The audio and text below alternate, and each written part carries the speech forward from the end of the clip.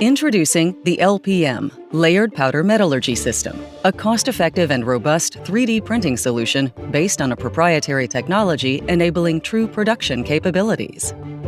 The solution includes 3 steps while operating in a non-inert environment. A standard low-cost powder is dispensed and spread, forming a new layer.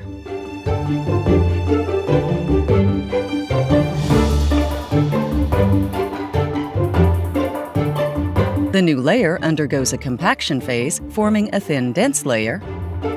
A single-pass jetting of the boundaries is performed to define the part's geometry.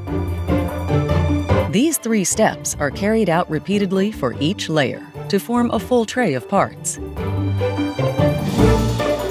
Once built, the tray undergoes a cold isostatic pressing to increase density by up to 99%. The dewaxing process evaporates the printed boundaries, allowing to separate the support from the parts easily. LPM's unique automatic support generation enables quick support removal in a matter of minutes rather than hours of machining.